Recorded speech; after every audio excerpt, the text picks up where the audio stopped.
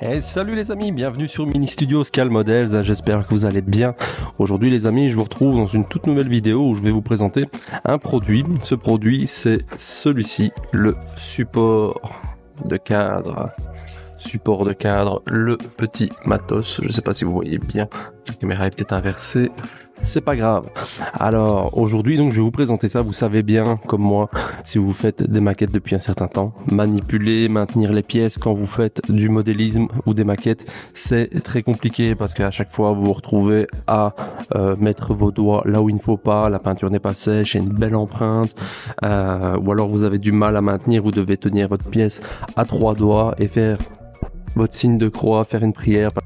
Je suis Sylvain Pierre Durif, alias le Grand Monarque, le Christ cosmique. Parce que il y a la pièce qui saute, machin quoi. Bref, la galère. Et bien aujourd'hui, je vais vous présenter ce produit-là, l'assembler avec vous et vous montrer à quel point il peut s'avérer très utile et vous présenter les différentes déclinaisons. Allez, je vous retrouve dans la suite de la vidéo. À tout de suite. Bien, alors voici comment ça arrive dans un sachet plastique. On a ici donc le support principal qui est dans son sachet avec les différents éléments. C'est le support principal donc fabriqué en impression 3D, super propre, très léger. L'ensemble du sachet ne pèse pratiquement rien, mais on sent tout de suite que c'est vraiment rigide. Donc vous voyez le prix affiché ici au prix de 28 €. On voit tout de suite que c'est pensé pour les modélistes, pour notre passion. C'est simpliste, il y a de la simplicité, il y a de la modularité et pas besoin d'outillage spécifique pour réaliser le montage, comme vous allez le voir tout de suite.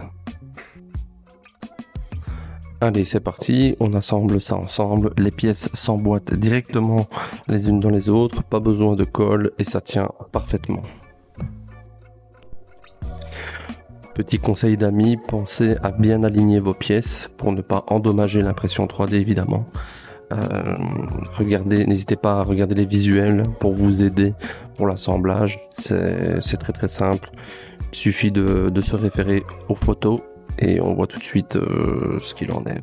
Donc vous alignez simplement bien par rapport à l'empreinte. Encore une fois, pas besoin de colle, pas besoin d'outillage spécifique.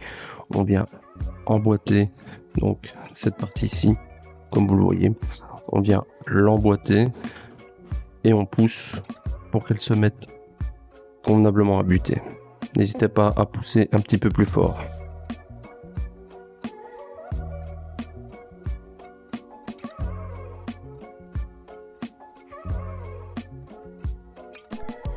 On va venir ici ajouter un accessoire qui va nous permettre donc de maintenir notamment des cadres de moto au 1/12e comme il est prévu pour cet exemplaire. Alors bien sûr, il existe différentes sortes de supports.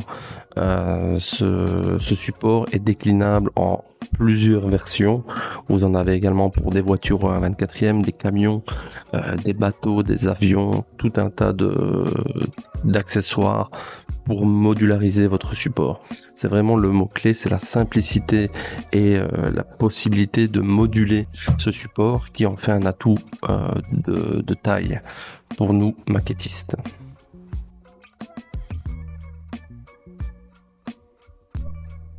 Voilà, en quelques minutes, vous obtenez un support prêt à l'emploi. Donc ça a pris vraiment 2-3 minutes et vous obtenez un support prêt à l'emploi pour pouvoir réaliser, débuter un montage sans manipuler de manière répétitive les pièces. Le support est déjà très pratique tel quel, mais le petit matos propose aussi des accessoires pour aller encore plus loin, comme je vous le disais. Je vous montrerai donc quelques visuels des différents supports qui sont proposés par le petit matos.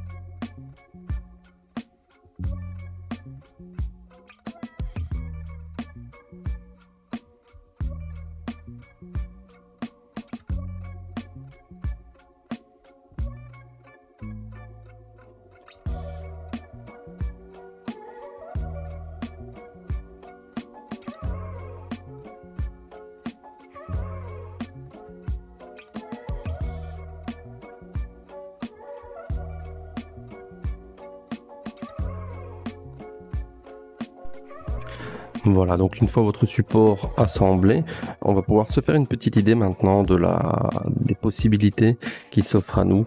J'ai justement ici préparé un cadre de moto au 1/12e qui va nous servir un petit peu de cobaye, je vais dire, pour voir un petit peu comment ça se tient en place.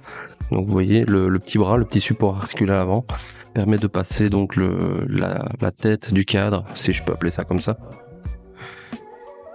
Et ensuite, avec l'autre partie, on va s'en servir pour venir stabiliser le tout, ce qui va nous permettre, bien sûr, d'avoir un cadre qui est posé, qui ne bouge plus, et sur lequel on va pouvoir venir travailler proprement pour différents types de travaux. Hein. Ça peut être de la pose de photodécoupe, par exemple. Ça peut être de la mise en peinture, que ce soit au pinceau ou à l'aérographe, même d'ailleurs. Ça peut être également pour la pose de décalcomanie, pour ne pas avoir à manipuler justement notre cadre pendant la pose des décalcomanies. On peut vraiment faire beaucoup de choses. Voilà, ça va vraiment vous laisser vos 2 mains libres pour faire tout un tas de travaux, de peinture, de pose de décalcomanie, de patine éventuellement. Parce que c'est la même chose pendant la pose de vieillissement, de pigment par exemple. Il vaut mieux éviter de mettre ses doigts partout. Et vous voyez, ça tient. Hein. Ça tient sans problème. Bon, bien sûr, je vous déconseille de secouer vos maquettes comme ça, évidemment, mais pour bien vous montrer que c'est du solide, hein, ça tient.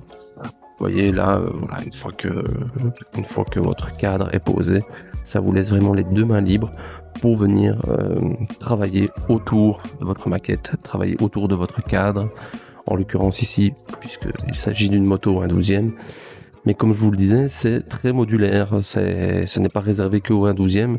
Vous avez également des supports pour voitures, camions, bateaux, avions, et j'en passe.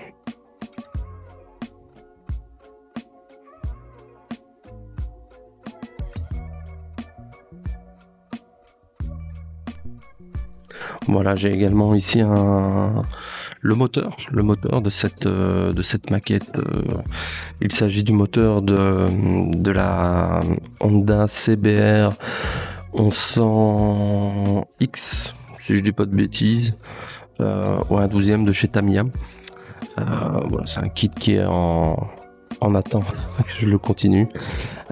Voilà, mais on peut éventuellement, voilà, pourquoi pas, je peux vous montrer éventuellement en assemblant le bloc moteur sur ce support. Voilà, on peut venir, hein, pourquoi pas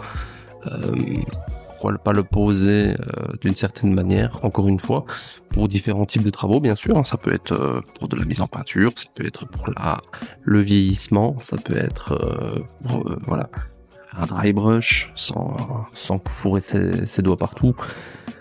Pour de la pose de décalcomanie, pour du travail de précision, la pose de photodécoupe, je ne sais pas si je l'ai déjà dit.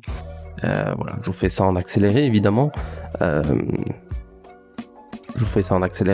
en 2-3 minutes maximum, votre moteur est posé, bloqué, et vous pouvez travailler tranquillement dessus sans vous salir les doigts, sans salir le travail de peinture qui a peut-être déjà été fait au préalable. Donc voilà, que du positif selon moi. Alors, conclusion, franchement, après plusieurs séances que j'ai effectuées hors caméra, je peux vous dire que ce support, pour moi, c'est devenu un outil indispensable dans mon atelier. Ça facilite grandement la vie. Vous aurez l'occasion de le voir dans les vidéos, dans des prochaines vidéos de montage. On gagne en confort, en précision, et on évite surtout beaucoup d'accidents bêtes. Par exemple, un moteur qui tombe, un cadre rayé, ça sent le vécu. Hein. Vous sentez bien que ça sent le vécu. Je vais vous mettre un petit plan, par exemple ici, d'une belle empreinte de doigt que j'ai fait sur une pièce de la Kawasaki GPZ 900R que j'assemble actuellement. Si j'avais eu ce support à ce moment-là, ça serait pas arrivé, par exemple. En plus, vu le prix et la qualité de l'impression 3D, je trouve que c'est vraiment un excellent investissement pour n'importe quel maquettiste. Voilà pour cette présentation du support de cadre, le petit matos. Si vous cherchez à bosser plus confortablement sur vos modèles, je vous le recommande à 100%. Je vous mets tous les liens utiles en description. N'hésitez pas à me dire en commentaire ce que vous en avez pensé, comment vous l'utilisez, vous comme support de travail par exemple. Pensez à liker la vidéo et à la partager. Si vous avez trouvé ça utile, et bien sûr n'hésitez pas à vous abonner et à activer la petite cloche pour ne pas rater les prochaines vidéos. Prenez soin de vous, à très bientôt sur Mini Studio Scale Models. Ciao ciao.